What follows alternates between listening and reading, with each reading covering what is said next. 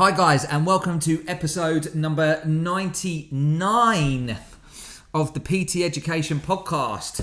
Fucking biggie next week, isn't it? Yeah, we'll be 100, aren't we? 100. We're going to be 100 episodes we're getting there.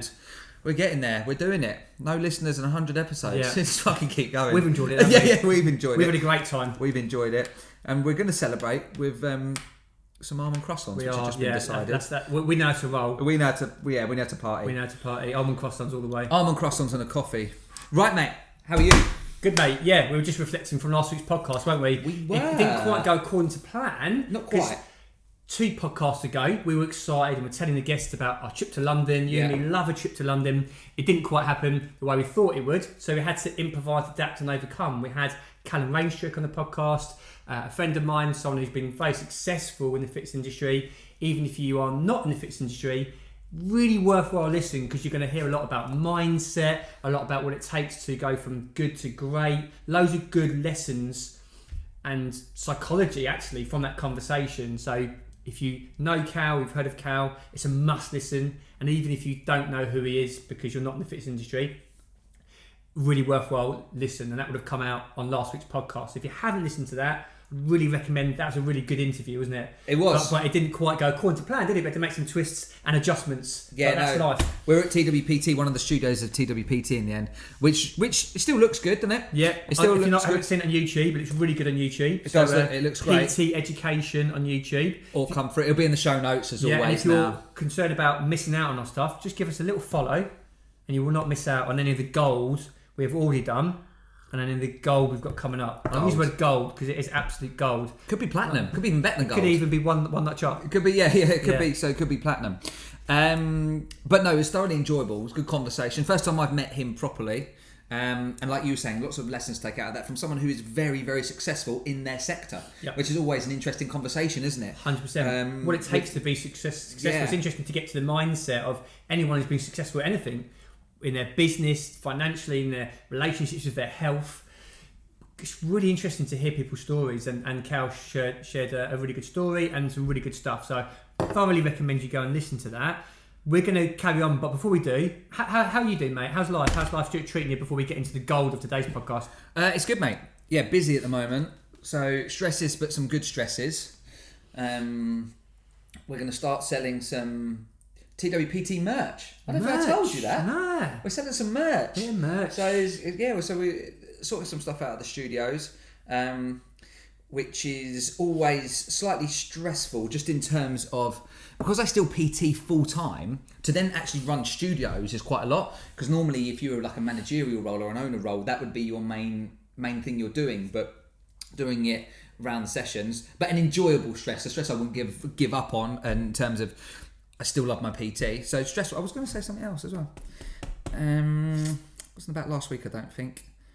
It'll come back to me during the podcast. Oh, yeah. No, I was going to talk about this very quickly. We spoke very briefly off air about information. Michael Mosley.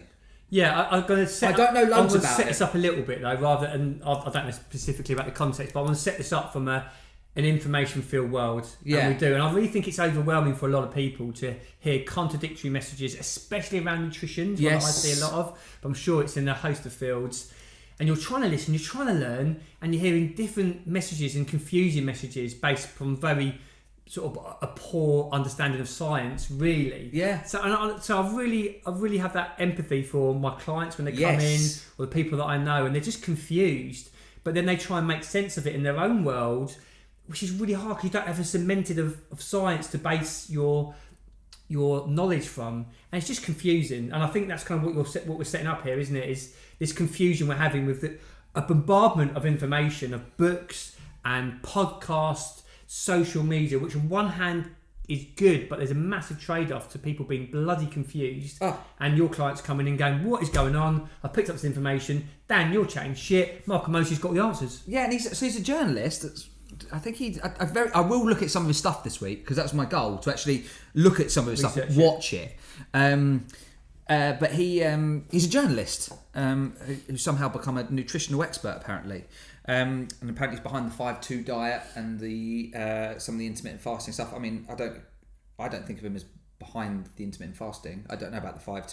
This is what I'm going to look at this week. The one where it caught out, I was trying to talk to a client last week about salt, and he was doesn't have any salt on any of his food, and then wonder why he's cramping up.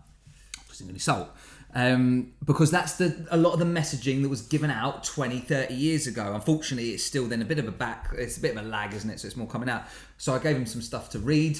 Because he asked for it. And some sea salt as well. Some sea salt. Bang that in there. Sea salt. Stop the cramp. Get that down, yeah. I changed it for another client as well, and of course their cramp then starts to diminish, because actually if you're restricting yourself of sodium, you're going to get some cramp. And people find to take electrolytes. Absolutely. You know, take some electrolytes has got sodium Get in your it. potassium up, get your sodium in, you'll be fucking bang, good to go. Yep.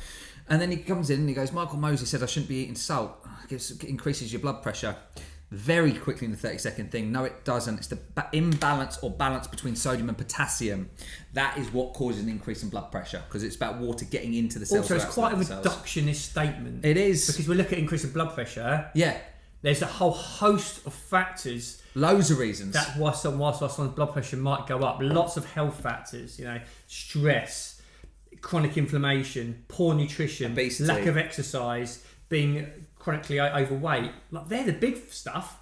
And then people really have a reductionist argument that isn't backed up by science anyway. No. But people love a simple answer. And if it comes from someone who, in the eyes of the media, looks credible, then you believe them. You have this kind of mindset of, this person must be right because they've got they're a on doctor, the telly. or they're on the telly. And I can get that. It's confusing for people. It is, and the frustration, as I say, isn't then with my clients. The frustration is that you've got poor information being put out on a big platform. And we've seen that a lot at the moment. We've seen that a lot at the moment, which we'll talk more about next week, actually. Next week, I think it's going to be an interesting conversation next week. We'll talk a lot about lessons next week. Me and Dan will go on to, as we've alluded to, our 100th podcast next week, which is we're really proud to get to that. That took some commitment and effort from our perspective. We've thoroughly enjoyed it. And we're going to be talking a lot about the lessons and the things that we've learned, maybe about ourselves, about podcasting, about all sorts next week. So we'll set you up for that one. So I've set you up for next week's one. I'll say about last week's podcast was absolute gold. This week is carrying on from the podcast from 2 weeks ago, which was to do with well-being. I didn't have a chance to fully cover the PERMA model of well-being, which was the model set up by Martin Seligman, who talks a lot about positive psychology. And I'm going to layer in a few more bits to finish off the PERMA model. I'm going to recap what that is. I'm also going to layer in a little bit of other well-being models and a few more things to expand the conversation around well-being. Whether or not we get it all covered today, who knows? Doesn't matter, because we're going to be here for another 100 anyway. No matter who you are, no matter what's going on in your life, whether you're a coach, whether someone just likes health and well-being, wants to improve their life in any way, this podcast will make a difference. It will make you reflect. It will make you think. And there's no one who will listen to this stuff who think, I've got it all completed, done, dusted, nailed. Do you know what? It's true, but unfortunately some people do think that. You know what? I find sometimes the people who are listening to this stuff need it the least. Yeah. They're the people who want to grow. Actually, want to it's a good shout, that, actually. The people who need this stuff the most are fucking listening. Aren't even tuning into a podcast. Yeah. So if you're listening to this right now, you're probably already in the top 10%. But we had that. I remember when I went on a couple of courses, like personal training ones, like Integra. They would say that, and it's so true. That's a really good point, mate. They'd go, the fact that you rocked up, you've invested time and money in this course, means it already puts you in the top 10%, because so many people aren't. And it's like this, isn't it? Listening to us will put you in the top 1%, mate. Top 1%, mate. But it's true. If you're investing time, in this case time, if you're investing time in listening to these things and incorporating them, you're putting yourself in the top 10%, definitely. 100%, definitely. 100%. You're taking yourself from just ticking through life to surviving, to be able to kind of, as Maslow would talk about, which I might mention later, about kind of self-actualization, achieving your full potential in an area of your life or in multiple areas of your life. Yeah. And if your well-being isn't in the right place, and we think about this from a multi-dimensional standpoint, if it's not in the right place, these areas you want to grow in will start to suffer. Yeah. But if you're putting energy into just listening, you're doing really well. The issue that I used to struggle with sometimes is the more I'd learn, I start to judge myself and go, fuck that up, done that wrong. And now I've got a lot more compassion to go, I'm on this journey and I'm making mistakes all the time. I'm not getting things right. That's okay. As long as I'm trying to get better. And that's one part, actually, I'm going to get that in there now, of the wellbeing model. Not specifically the PERMA model, a separate model. I'll forget her name now. I've written it down. Carol Riff's model for psychological wellbeing. one of the top ones she mentions is personal development and growth. How important that is for your well-being. And it really, really is. When you feel like you're growing and developing, it doesn't mean, as we said, you get to a place of completing it. No. If anything, you start to get more self-aware and you start to reflect more to go, I'm not getting it quite right. I didn't get that conversation right. I didn't quite act in line with my values. I made that mistake. But it's only through that reflection in a compassionate way that I start to get better. Yeah. So if you're starting to question yourself, brilliant, but don't judge yourself because you're already in the top half, the top 10%, the top 5%, top 1%. By just paying attention and wanting to work on yourself. Well, Cal actually spoke about it last week, didn't he?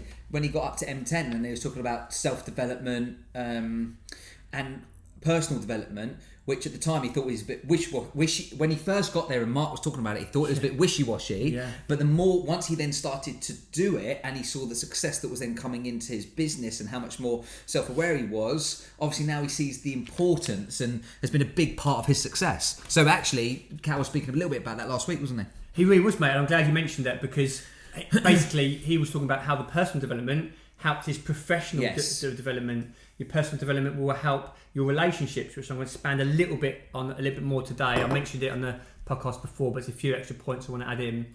It will allow every area of your life to flourish by working on yourself. That could be reading books, that could be going to seminars, that could be listening to this podcast. If you're listening to this now, you're working on yourself, you're growing, you're developing. So it's a constant journey of learning. Yeah. So people might, if they didn't listen to it, or if they need a bit of a recap, the PERMA model stood for positive emotions, engagement, relationships, having meaning in your life, and a sense of accomplishment and achievement. I got to relationships last time. Yeah, we're on to meaning, aren't we? And we're going to go into meaning. I just wanted to add a little bit more into relationships because there isn't a model. I don't wish actually. I just haven't come across a model about human psychology, well-being, happiness or health that doesn't mention relationships. It always comes up and people will get fed up with me banging the drum. I bang the drum for a couple of reasons. The impacts our relationships have on our lives, but I bang it also because we're not taught how to have healthy relationships. It just comes down to luck. Yeah. The environment you're born in, your caregivers, your upbringing. You've learnt lessons from your parents. You might just be in an environment where you've got some quite healthy dynamics. You might have just found a partner who's quite securely attached and happy days. But over 50% of the population do not have a secure attachment type. So you've got quite high chances of surrounding yourself with people who aren't that secure. And most of us have some sort of insecurities and issues. So it is an area that needs to be worked on. I also want to cover here my own bias straight away. I'm going to put my own bias out.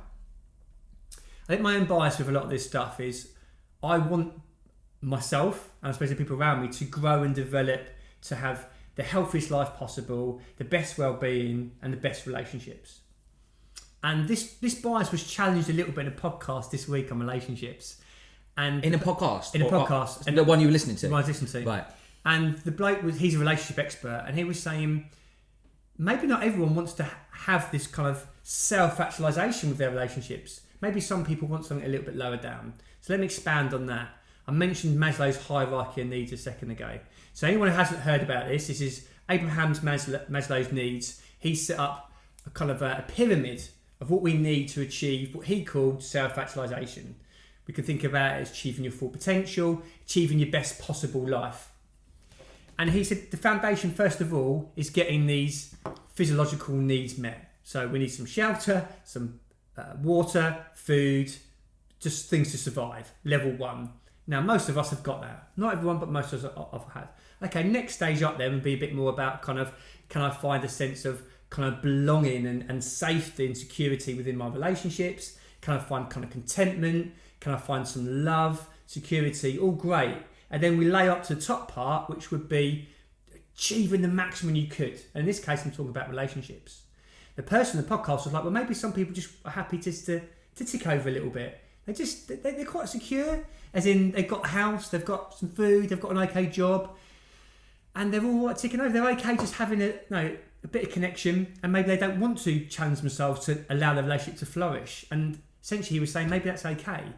My bias is, due to my own experiences, is I actually want to have a flourishing relationship, and I'm able to act in line with that and go on that journey, which should be a journey of many mistakes. But I thought it just made me think for a second of me pushing people to have a self-actualised relationship, maybe some people just go, you know what, James, it's not about having a perfect relationship, because no one does, but maybe they're okay just ticking over and being content. Maybe they are. So I just have to challenge my own bias this week.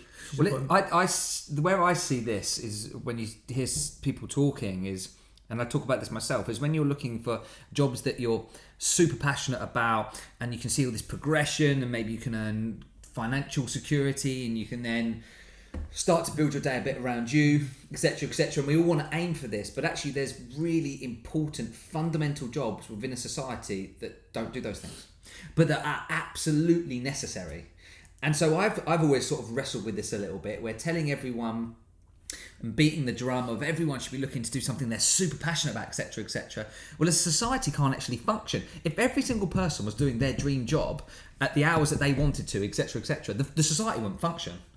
So it's an interesting. It would never happen. It would never happen. It wouldn't happen anyway. It just wouldn't happen. But it couldn't happen. Yeah. Even if that was your ideological, which ideologies aren't reality, but even if you would want moving towards that, it couldn't happen. Yeah. Because there are important jobs within a society that absolutely must be done for a society to flourish that aren't necessarily people's dream jobs. Yeah. And so that's something I always wrestle with. So that's an interesting thought that you had listening to that. Yeah. So you want people to be pushing there, but what if someone is perfectly content? Yeah, and it's all because I'll speak to friends will talk to me a lot about their relationships, Yeah. and clients will, and I've had difficulties with past relationships myself, and I've studied relationship psychology and psychology, so it's something that's been in the forefront of my mind for a long time. I get to hear people's stories. Now, when I'm hearing people's stories, I might pick up things I'm thinking, that's a bit of a toxic dynamic, that's a bit codependent, but that's not for me to bring up. That's just for me to help them explore their relationship, and if they're content and happy with that dynamic, that's down to them. It's nothing really to do with me. Yeah. And for me to push them down a path of, well, you must be down this path. Personal trainers do it. Your health must be there. You must be achieving your perfect night's sleep. Well, maybe not. Maybe it doesn't fit in with their lifestyle or values or wants or needs to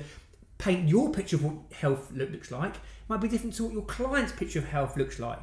And it's the same with relationships as well. So just taking a step back of my own bias, I suppose. And I would want the people I love and care about to have flourishing, healthy relationships, but it's not my responsibility. And also, It's not your call. It's not my call. It's down to them to navigate that themselves. And I'm just here to listen and support and guide. And that's really what I'm most passionate about. Just a quickly on bias, there was a post I saw recently, actually. It was a trainer digging out anyone that walks on treadmills or has ready meals or anything like that. It's not perfect health. And so, well, you need to give some context to that. Is someone who never walks, getting on a treadmill, having a walk, is that a good thing? I'd say it's an improvement. Yes. Does it have to be outside? No. Does everything you do outside? Do you have to study outside because outside's better than inside? I mean, where do you draw the lines and all this stuff? And it was just a bias. It was a bit of a rant, actually. But it made no sense. But it doesn't, because ultimately we've just got to think about what's optimal for the person isn't what's optimal overall. Optimal for that person could be, you know what, I love the gym, it's warm, I get my heart rate going, something I can sustain, be consistent with. Happy days. Walk on a treadmill then. Is it the perfect optimal? That's not the point. No. It's an Point is, improvement. how do we make this person just go one step forward? Yeah. And I suppose when I share a few more things on relationships today, it's just to go, can I navigate to get a little bit better? That's it. It's not, can I navigate this to be the perfect partner or the perfect friend or the perfect listener? We're all making mistakes all the time. Let's just, for me, I just think, let's just try and learn. Because, I didn't really have the best role models for relationships growing up, and I probably wasn't in the most optimal sort of dynamics, and like a lot of people, so I've had to kind of teach myself and go away and just learn. And obviously, of course, I enjoy it, so it's great, but I believe if we all learn a little bit more, then we can just make those decisions, because if we learn, we've got a bit more awareness. And I suppose one big foundation of a good relationship, and it could be friends, family, romantic partner, is trust. And what I want to put out there straight away is these words I'm going to use in the next couple of minutes are very easy to say. Rather than me just saying the words, my partner can trust me, I can trust this person, my friends can trust me. How am I acting?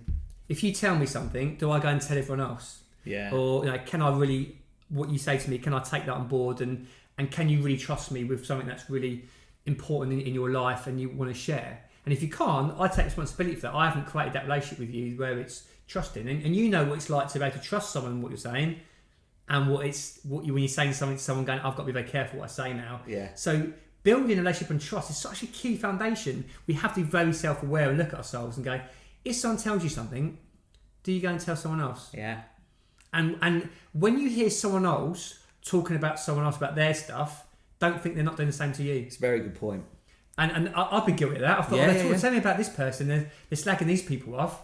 I thought, they're probably doing the same to me. Yeah. It's like, why do I think I'm special? Why do I think I'm different? If I share this thing with this person, they won't be telling about everyone else. And I've learned that the hard way throughout the years, where I'm like, I have gone and told someone else because they're just that type of person. Yeah. So I've had to be very self-aware enough to think about, is this relationship a really trusting one or is it not? And has that been built over time? And if it's not, be careful with what you share. Yeah. And I don't know if we think about that enough, what true trust is and how to create it through our actions, not just our words. Yeah. If I could go, Daniel, you can trust me.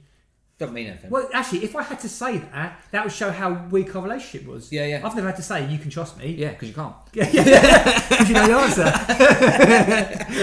If I can't. Yeah. But I haven't. No. If you had to say, oh, you can trust me, that saying, that straight away is alarm bells. Yeah. Oh, you can trust me in this. You should be creating an environment where you just feel like you can trust that person. And you should, I always think, in any situation, just as a person, you should know stuff that you can chat about, and you should also know stuff that when you've had a conversation with someone is a proper, that's not going any further. Yeah. Do you know what I mean? You should know those sort of conversations. It doesn't mean every conversation, but there'll be certain conversations should go no further. It doesn't even need saying.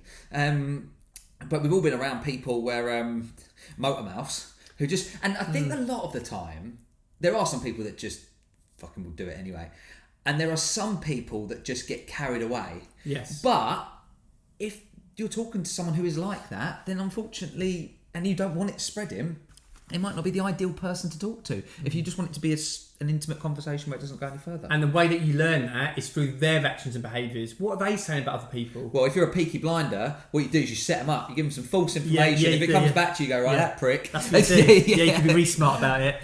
Like the Wagger for Christie. The what? The Wagger for Christie? What's that? Wayne Rooney's missus and Jamie Vardy's missus. Yeah. So someone was selling, I can't remember which way round it is because I don't really care. Yeah.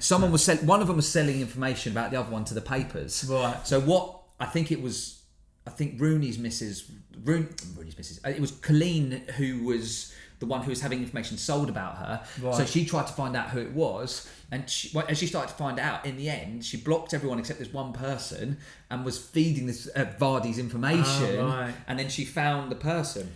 But quite clever. Yeah, quite clever. It was actually Wagger for Christie. Right. But it's an important thing, isn't it? It's an important thing, first of all, to feel like there are people around you who you can trust to have conversations with that aren't going to go any further.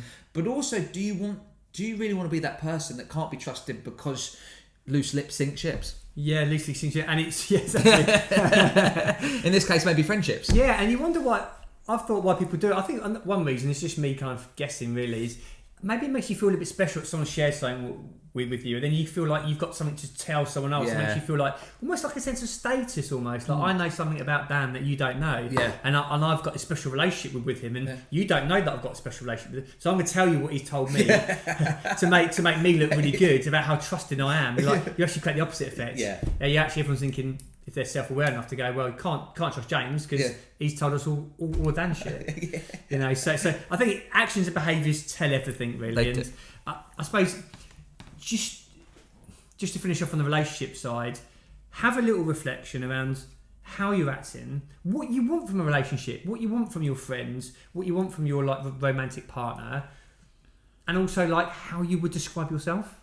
Like how would you describe yourself in a relationship? Like, and if you're struggling for that, just look at your actions then. Yeah. If you're struggling to describe yourself in a relationship, how are you in a relationship, Dan? Don't know. Well, how have you been in this last couple of weeks with Becky? Like, I've not spoke to her much. Legend. Absolutely brilliant. You know, and then just look at that and reflect on that, and that will tell you how you are. Because you could use some lovely words here and now about describing yourself, but if you can't match them up with your actions in the last couple of weeks, then it's just bullshit. But we'll wrestle with that because we hate cognitive dissonance. So we will rewrite that to create a different narrative to make it match the words we describe ourselves. Yeah. So I'll find it if I want to, and if I'm not that self-aware. Almost like gaslight yourself. Maybe. But I can, if I really want to, I can come up with a deluded perspective of myself. That's easy, isn't it? Yeah, and I can create this lovely story around how I've been this empathetic, affectionate, intimate person that can compromise.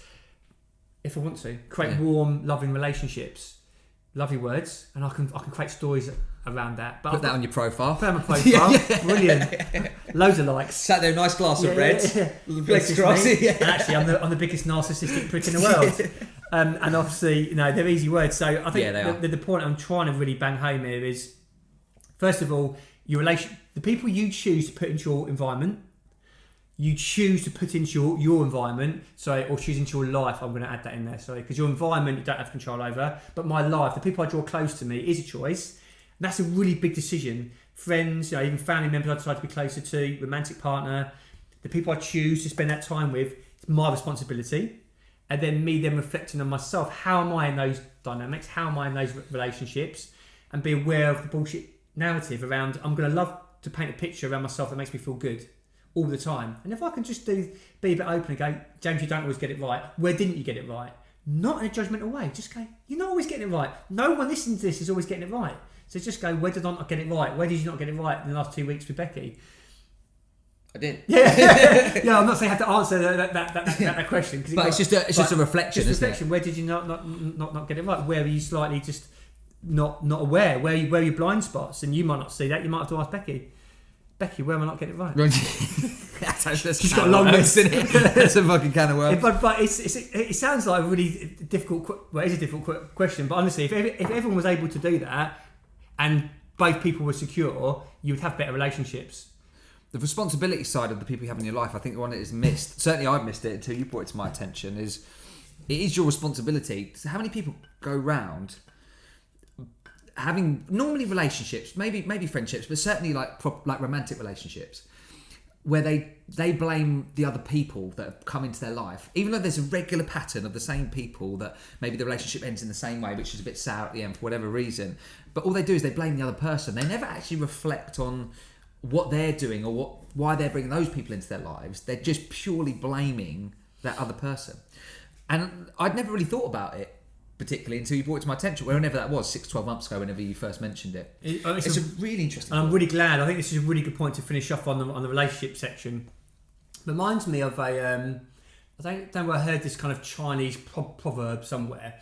It was talking a lot about, so it was a story of a man goes into a city and talks to a wise man and asks everyone what it's like in the city. I don't know if I've told it before. So for memory, man walks into a city, sees a wise man who meets him at the city, and he gets a chance to ask the wise man a question. The question is, what are people like in this city? The wise man goes back and says, well, what were people like in your last city? He goes, grumpy, rude, not paying attention to me, everyone very self-centred. He's like, well, I think you'll find everyone in this city will be the same, grumpy, rude, self-centred, in their own worlds. Next man goes up to the same city, asks the same wise man, what are people like in this city? Wise man goes, what are people like in your old city? This man goes, actually really good. They were kind, they were affectionate, they were supportive, caring. He goes, I think you'll find everyone in this city will be the same, kind, effective, caring, supportive. So that's talking a lot about the perception you have around the place you live, or whether it's men or women, the narratives that you create, you'll go on and find again in the future. So you have to look at yourself and your own perceptions, and see where personal development comes in. And we see a lot of people in the studies now to see people who are most satisfied with their life and have a satisfying, fulfilling life, and they work on their well-being, are more likely to have satisfying relationships and good well-being within their relationships. People who are very dissatisfied with their life and don't work on themselves are more likely to find dissatisfying relationships. Yeah. You are what you put out. You are what you eat. No, but it's true, isn't it? Your perspective on things and the way you look at the world is normally the way you probably interact with the world, and that's not going to change just because you've gone somewhere new. Exactly. It's not, is it? And gone somewhere new or had a different partner, the same stuff, the same recurring issues will happen time and time again, because you're coming from a flawed perspective of, okay, my narratives around relationships, my own self-worth, my own insecurities, all these things. If I'm wrestling with all that stuff, a new person in my life isn't going to get rid of all that. It might smudge over it for a little while, but if I've still, at the core of me, haven't worked on this stuff, that's going to come out in my relationships, and then they're going to fall apart. I'm thinking, it's not about me, it's the person that I'm with.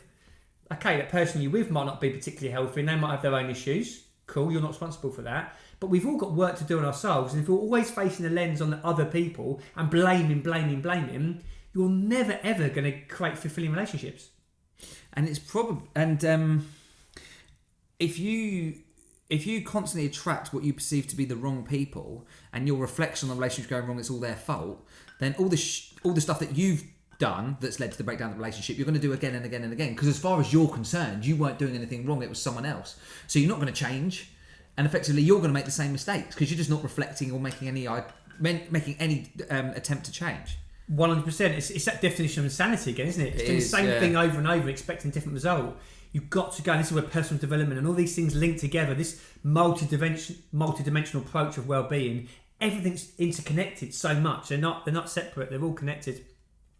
And we'll see the more you've worked on yourself, the more you're able to have a fulfilling life, the more you work on the positive emotions, good engagement, and the next part that I want to go into, which is meaning, the better all your relationships will be. So meaning is really important for our well-being, to have meaning, to have purpose, to have a direction, to find purpose in your actions now, but maybe also to find meaning in your past. I think people really struggle with that as well, because they've had previous experiences that from one perspective can be quite upsetting and negative, but if we can start to see the positives in those previous experiences and the meaning in them, or the meaning in just difficult experiences in your life right now, it transforms how you cope with stuff. Yeah. There's meaning behind something you can find, and even just like silly little things like we were talking about the podcast last week. Actually, there was we learned so much through the disruption of that and how it worked out differently for us, and now we'll talk about that more next week. But all the little mistakes and things that we've had to wrestle with, we've learned loads. There's been so much meaning in these last 99 podcasts that will allow us to create another good 9,900 podcasts. If it wasn't for those situations and those difficult things, those little disruptions here and there, then we wouldn't really be learning and growing. No, I was just going to say something about purpose, and I completely forgot what I was going to say. So it'll come back. What were we talking about? Meaning, purpose. Also having some sort of direction. Yeah, having some sort of like direction in your life is really important. Otherwise, you're just ticking over. And I think for a kind of a good quality life, we need to have some sort of direction. Yeah, and I've lost what I was going to say. I'm sure it'll come back to me, mate. That's it. I mean, really, what we're talking about now is finding what you care about. Yeah. What's most important to you? We talk about values as well. This is where engagement comes in as well, that we spoke about 2 weeks ago. Engaging in those values, engaging in things that give you a sense of purpose. And again, this is, I know stuff I've talked about before in the podcast, but it's really important just to connect with it. We all need to be reminded of this stuff. Yeah. I sometimes go and re-listen to like nutritional podcasts. I know what they're going to say, but I just need to be reminded of, I don't know, all the benefits of fibre. Yeah, benefit of proteins. I just need to put it in the forefront of my mind, because maybe it just hasn't been in the forefront. And sometimes about purpose, to go, hang on, James, have you got purpose today? What's the meaning behind this study? What's the meaning behind the podcast? What's the meaning behind me training? What's the meaning behind these conversations? If there's not, I'm not as driven, I'm not as motivated, I'm not as inspired. This isn't what I'm thinking of, but while we're talking about purpose, I remember a client of mine got made redundant. And wasn't necessarily, certainly in a financial peril initially, wasn't going to be a problem like that. But as he was struggling to get back into work, he really started, for the first month or so he was fine, and then he really started to, his mental health really started to nosedive because of what he felt was a lack of purpose. He wanted to work, it gave him meaning, gave him purpose, gave him something to get up for every day. He enjoyed being a working person. Really, he wanted to, obviously for his family, and again at that point it wouldn't have been a financial issue per se. It would have been if it was long enough, but it wasn't. But just the purpose, getting something to get up for, getting to work, having tasks, getting things completed, a sense of achievement, feel like you're providing, all of this comes from work. Yes. And without that, it he really struggled, and he never had before. But it was really interesting, and it's not as simple as, like I say, in this case, it wasn't at that moment, no financial peril, which is incredibly stressful. It was just a sense of, what am I doing? What am I about every day? What do I do? Yeah, and that's a really good story. Again, once we lose purpose, we lose drive, we lose motivation, and we can start to struggle. We all need that. We see when people maybe retire, or they're out of work for a period of time. Again, it's not hasn't just got to be a financial driver, just something to go, there's a reason to get up today, there's a reason to achieve X, Y and Z. Word that you use, which our last point on the PERMA model, is accomplishment and achievement. Yes. So, no matter how small it is, like I've got clients, They've just 2 litres of water today. That was an achievement. You had enough protein. Great achievement. You got to the gym 3 times. Great achievement. A big part of being a coach is highlighting your client's achievement and not setting the bar up and the expectations so high that they can't achieve those things. How much that sense of achievement adds to your well-being it's unbelievable. It is. And quite often it's the smaller things. Yeah, because the small things tend to add up to the big things eventually. Well, life is a small thing, yes, isn't it? Is. We're not often going to Everest Base Camp every week, are we? No, it's a small daily thing, sense of achievement, us doing the podcast, getting a good workout in, eating well, getting to bed on time, whatever, all those simple things that seem a bit boring, that's a little sense of achievement. It is. And I suppose that it's also nice to balance that out with something that's a little bit challenging as well. Because it can be small, and you can have achievement from small thing, but as you say, upping your weights, that sort of stuff. But every now and then, probably a bigger thing is quite a nice sense, isn't it? Whether you sort of, even if you go on a hike or something, you know, not something that's like mental, but something you go on a hike and you get somewhere, or you do a bigger walk, or you run a 5K. Yep. You know, all this sort of stuff, a slightly bigger thing to achieve. Just a little bit out your comfort zone. Yeah. It could be anything in life. Can I just set myself a goal of doing this? And if it's just enough to bring a little bit of this discomfort, great. And when you achieve that thing, whatever it might be, you feel great for it. Yeah. It really is important. As long as that's in line with your values and it's kind of internally motivated, then you feel a sense of achievement. If it's from the outside, I'm not saying you don't feel it at all. We talked about this with photo shoots ages ago. Yeah. When it's just outside, I don't know if you get that kind of internal satisfaction quite as much. Because we mentioned as well satisfaction being a massive part of this, and I might mention that again at the end. But if I'm achieving something that gives me satisfaction, that brings so much more to my well-being than just achieving something that I'm not that into. I feel like I have to just to get done. Yeah. It's not quite the same intrinsic reward. Yeah, it's. See, I was just thinking, that there was someone sort of post the other day talking about transformations in a negative way. It just made me think about that when you were talking about how sort of a sense of achievement. Yeah. But the sense of achievement can be anything. 100%. We've got to think out the box for it a little bit. And without a sense of achievement, sometimes it can feel a little bit pointless for people. I think if they don't feel they've achieved something, I know if I make a list I like working with lists. So if I work lists on a day-to-day basis and a week-to-week basis, I tick them off. Even if I just tick off things that are super simple, that little tick, it feels like I've achieved something. And you get to the end of a week and you think, I've got like 20 ticks there for even just mundane stuff that needs doing. I still feel like I've achieved. Yeah. And also it's quite nice to then reflect on your week if you feel you haven't got things done, and I can look back and go, fuck no, I actually got quite a lot done this week. Purpose, and those two last ones are massive. Can we see how all the stuff's linked in though? So this stuff is really connected from the podcast 2 weeks ago. The whole PERMA model, because the accomplishment gives you positive emotions, but you also need to be engaging in those things that give you meaning and purpose. Your relationships kind of formulate everything. So just to recap, the PERMA model, I'm going to expand on some other key character traits as well here. Yeah. Again, I'm probably not going to have time to cover everything today because I never do, because I like to talk. But just to recap, the PERMA model is positive emotion, engagement, your relationships, finding meaning and purpose, and a sense of accomplishment and achievement. That is Martin Seligman's research as well. I've also alluded to as well some of Carol Riff's research as well with the personal development and growth.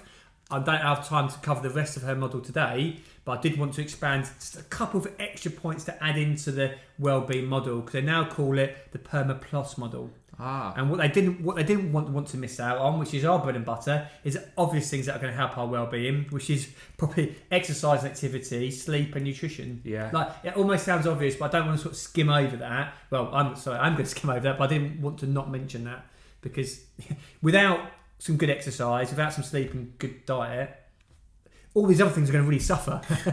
How engaged can I be in my relationship? How engaged can I be with purpose? If I'm feeling knackered, my food is rubbish, I'm not exercising. They're almost like the foundations to allow me to thrive and everything else, I feel anyway. Yeah, well, I was talking to a client about this the other day. We were talking about a lot of different things, and physical and mental health are so closely entwined. To think that one won't have an effect on the other, or you can really achieve one without the other, is probably a little bit naive, and it'll probably find you a cropper at some point. For instance, if you're doing loads of work on your mental health but fuck all on your physical, that is going to catch up at some point. Well, yeah. Whether that's you lose your actual health, but also, especially us people that train on a regular basis, you know how much better you feel. Over Christmas, I did train, but not like I normally would.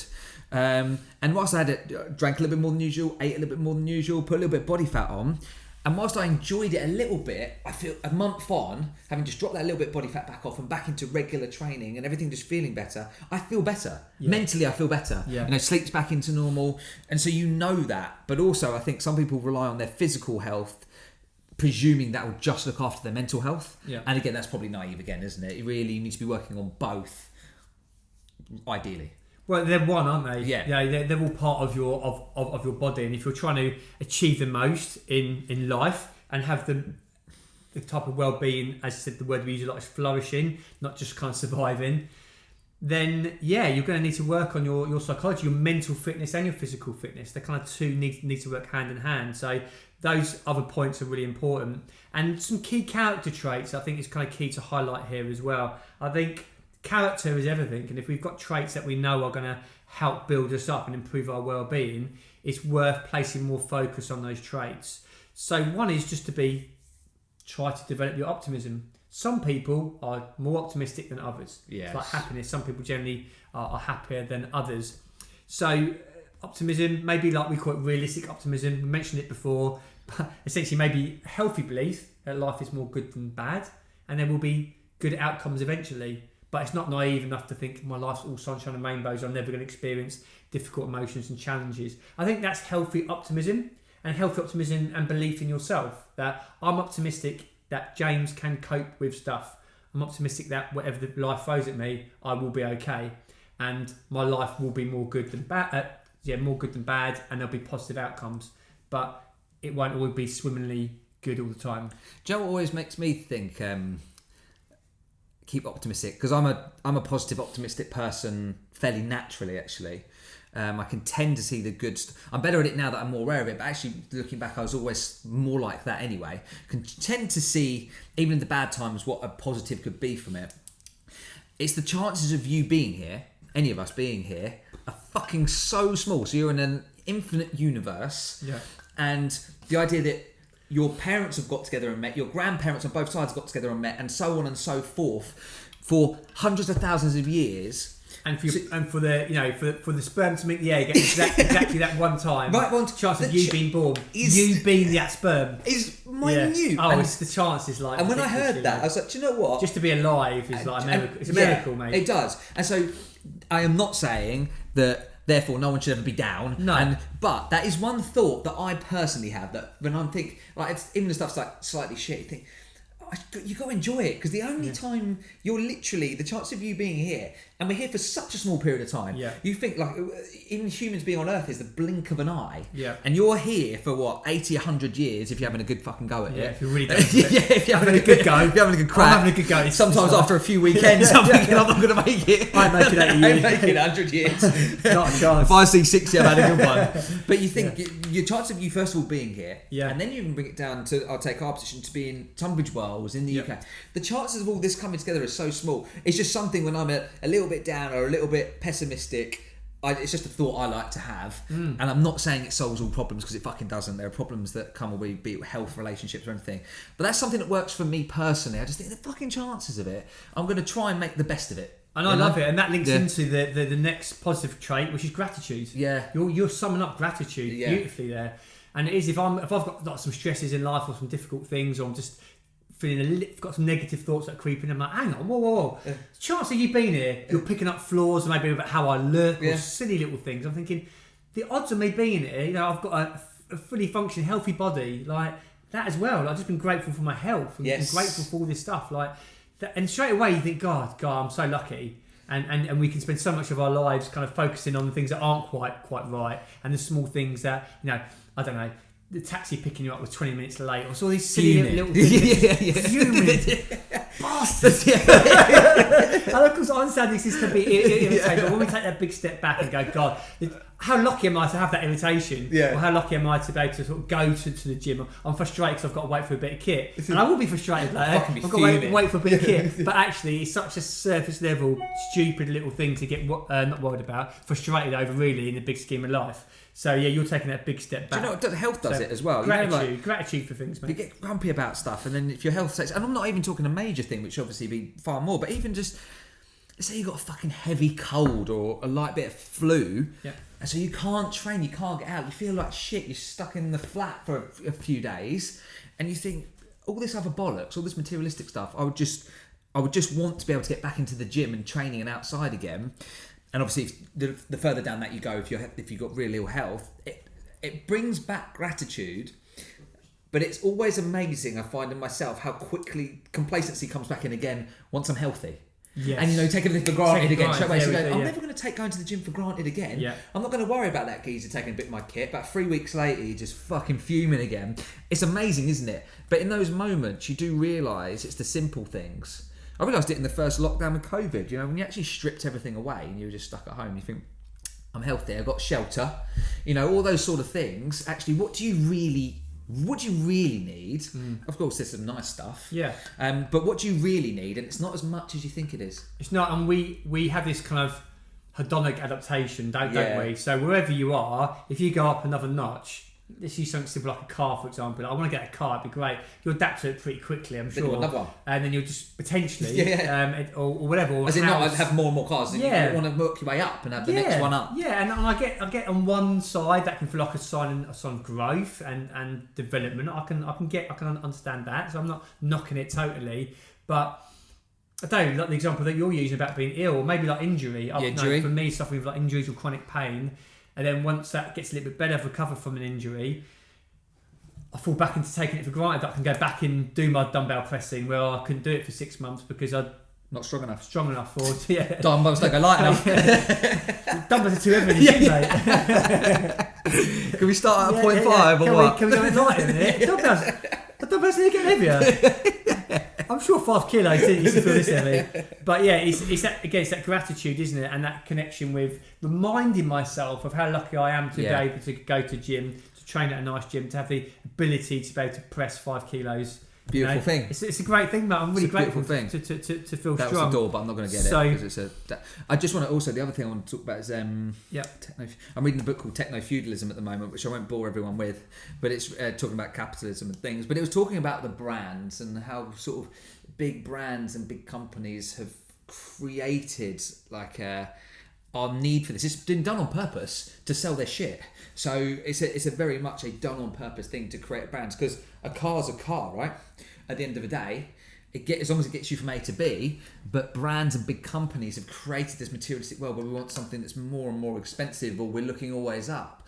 But in reality, fundamentally, the car will get you from A to B. Now, I'm not saying for 1 minute that I'm great at this, and there's times I don't think, I want nicer stuff. But in reality, you don't need that. Yeah. And sometimes, again, it's just like the COVID first lockdown was it was a really good example to me of how little I really needed to just be fine, be okay, be happy, be healthy, and all those extra stuff, whilst nice, being like going to the pub, going out to a restaurant for nice food, whilst it's nice, it's not essential. And so it was. It also makes me think a bit about comparison. Pops into my mind there. So in life, we do kind of compare, and we kind of compare ourselves to people who've sometimes got more than us potentially.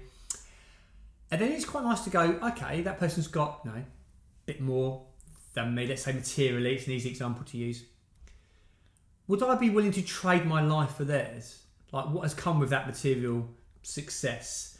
And not once have I gone, yes. Never. I'm like, no, I don't want that life, whether it's how their relationships are, their health are, just their way of life. I'm like, I don't want that. So if having those material things means that, and that will look different from person to person, I've never wanted to trade someone else's into someone else's life. No. So from the outside, you might think, those holidays look nice, and the cars look nice, and the houses look nice. As you say, the core doesn't really matter anyway. All that stuff that doesn't really bring true happiness and fulfillment. It just doesn't. I'm not saying it's a bad thing to have. I'm not saying it's good or bad. I'm just saying it's not going to bring. Just is, isn't it? Just is. Yeah.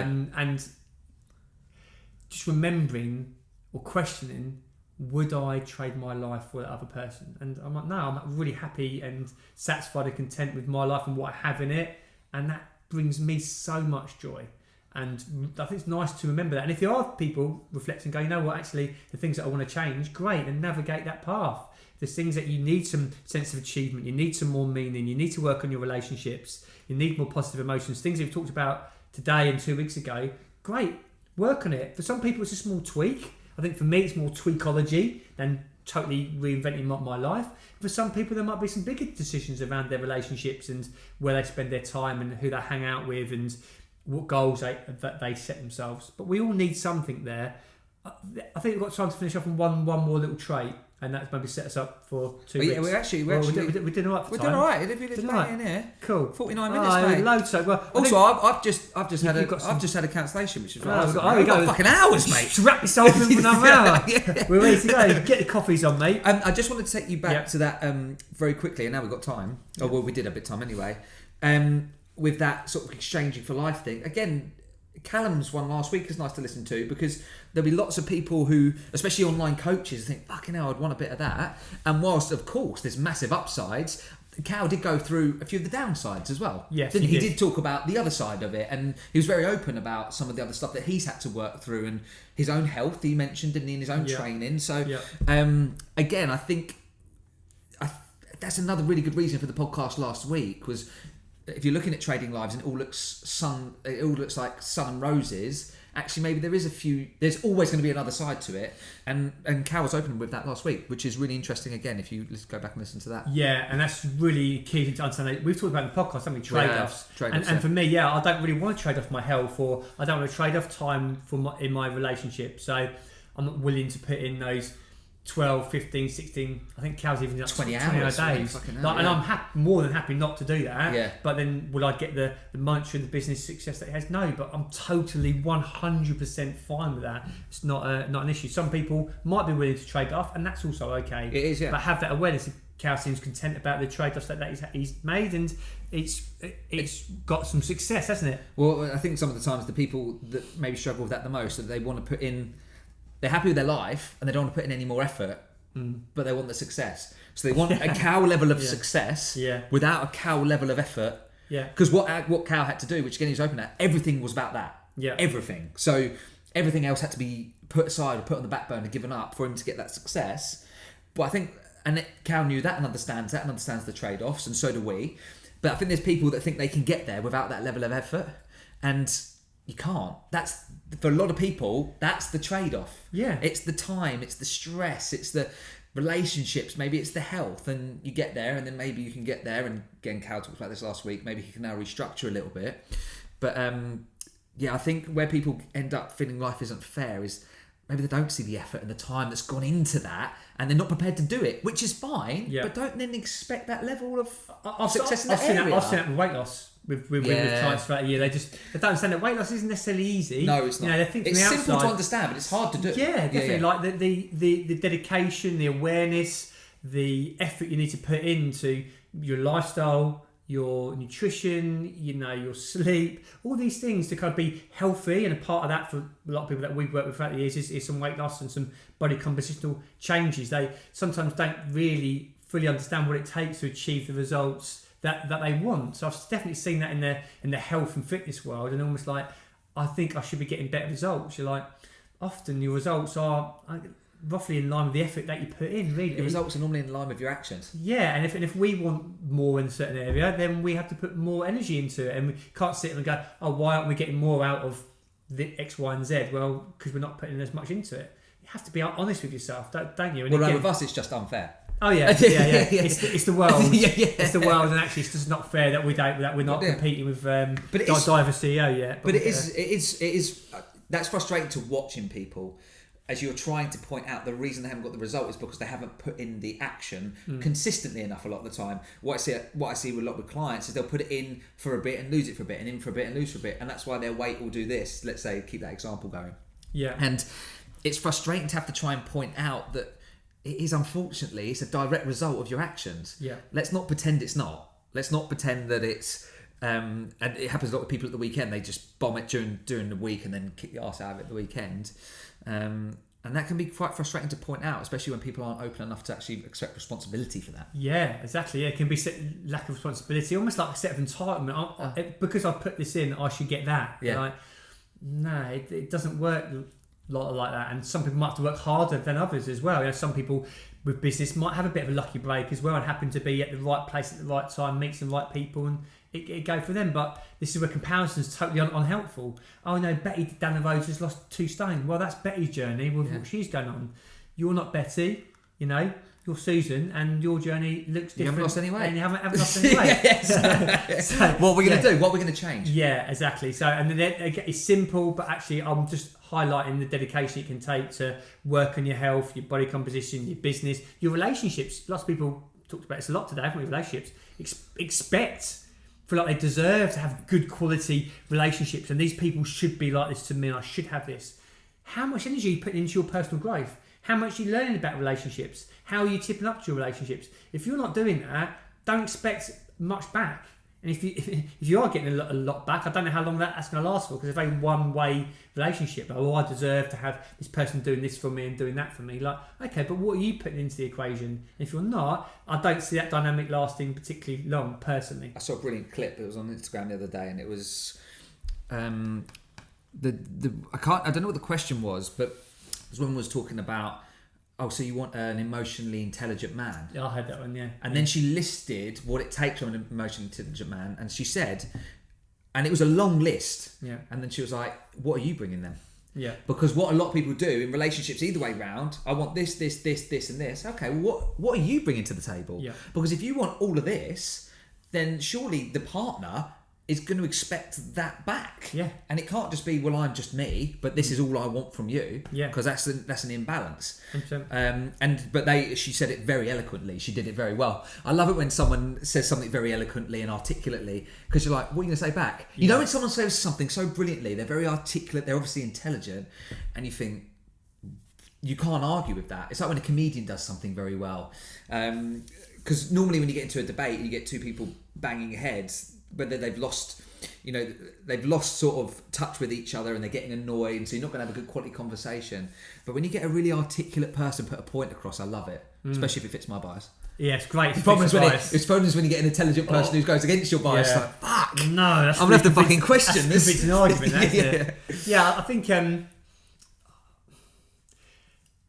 emotional intelligence, you use it as an example, that's when you brought up there, will come with a trade-off as well. So if you want to have an emotionally intelligent person in your life, great, but if you're not very emotionally intelligent, that will get highlighted pretty quickly. Because they're going to know. Because they're going to see that pretty quickly. So an emotionally intelligent person isn't going to want someone who isn't emotionally intelligent. It just doesn't work that way. And if you want someone who's fit and healthy, they're probably unlikely to want to be with someone who isn't fit and healthy, as in, take good care of their overall well-being. Yes. So if you want someone who's in a good place, you have to also be in a good place, and it comes back again to personal development, which is part of this kind of Carol Riff's psychological model for well-being. And we've mentioned personal development already. Let's go. We won't have time to cover all of them all today, but one that, and this is more you want to add in there, mate. But one key point which links into also a character trait, it's also part of this one, is self-acceptance. Self-acceptance, and when I get to the core of stuff, when I'm doing I do some sort of therapy-based stuff with some people / mentoring, coaching, kind of a hybrid of it all, really, because I don't just kind of like cancel people. I like to kind of give people tools and strategies to be able to work with. I like to teach them about psychology and obviously get them to learn about themselves. Some of the conversations I have, I can see at the core, they haven't really come to terms with their own stuff. They haven't, and they're either suppressing it and avoiding their own stuff, or being so judgmental on themselves that there's no acceptance. Like, we are all flawed. We all have flaws. We all have imperfections. Absolutely. And if you can start to go there and go, guess what? I did make some mistakes there, and I'm not great with that. And actually, that is a bit of a flaw of mine. And when I'm in that situation, I don't always act great. And just coming to terms with that, not to defend your behaviours or excuse them. Just to go, you know what, I'm not always going to get it right. Coming to terms with that is a part of self-acceptance, rather than trying to hide your flaws or hide your insecurities or hide your imperfections. The thing that I try and do now is to go, look, here's some of the imperfections that I know about myself already. There'll be some that I don't know about, and if I can be non-judgmental with myself, hopefully the person I'm talking to can be as well. To go, I'm not always going to get this right. That self-acceptance is a really key thing. Sometimes people talk about self-worth, self-esteem. I think the issue that happens with some of those words is people think it's about always holding yourself or thinking about yourself in a positive way, which, yes, that's a part of it, but also part of that positivity is being okay with your bad sides. We all have bad sides, and we talk about narcissism. I don't think narcissism is like, there's top-end narcissists, of course, that are clearly it, but we all might have little things we do that are a little bit selfish. I know I could be a little bit selfish sometimes. I'm like, hang on, I'm really just thinking about that my own lens. I'm being a bit selfish here. I'm not thinking about the other person. I'm not compromising. I'm not thinking about it from their perspective. So I have to kind of train myself to go, hang on, what are they thinking there? So, but I don't think, oh, James, you narcissistic prick. I'm going, wow, there's just a bit of self-acceptance needed. It's gone forget. The one last thing that I was actually going to finish with, mate, was / is the emotional and emotional intelligence are not the same thing. Yeah. I think sometimes there's a confusion. I tell you what, finish with this one. It's just a big one, mate. Buckle in. Why don't we do that as a podcast, actually? Well, emotional intelligence? Yeah. Yeah, great one. I don't think we've actually done... We talk about it a lot. Yeah. I'm not sure we've actually really broken it down with a bit of depth. All right. And I stand by for that one. I think I'm making a note on this one, people. Yeah. But don't you think? Because I think a lot of people do... A lot of people see an emotional person and presume that that's... Let's say, quick example, let's say they see someone who's not particularly emotional, and then you see someone who is emotional and talks about their emotions all the time, and then thinks that the person who's emotional all the time is emotionally intelligent, but they're not necessarily. And the person who isn't superficially emotional they still might be emotionally intelligent.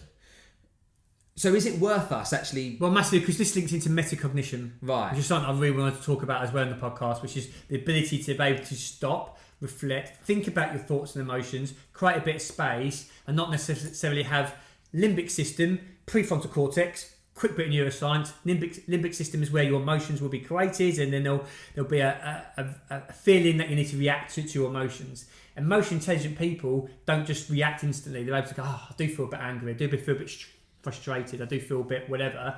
They don't always react in accordance to that because they're able to train their brains to think through metacognition. Some people are naturally better than this than others. It's a skill we can all develop. So the prefrontal cortex decides to communicate more effectively. Essentially, it's your logical and emotional brain. Really important area to focus on. So that'll be coming up in a couple of weeks, probably.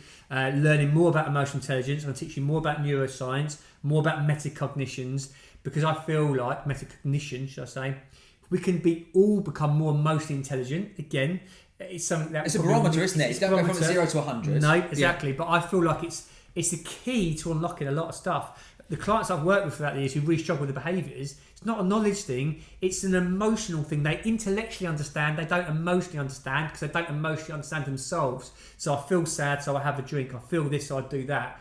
And then a lot of these behaviours become really maladaptive and unhelpful for their health. Emotional intelligence is the key to unlocking so many things with your actions and healthy relationships. Really looking forward to talking about that one. Can't wait. Yeah. So yeah, I think because we talk about it a lot, and I'm not sure we've really delved into it, defined it, and got a lot of notes on emotional intelligence. Strap into that one. I think that'll be a good one for everyone actually to really dig in, and maybe it's not quite what a lot of people think it is. Maybe so.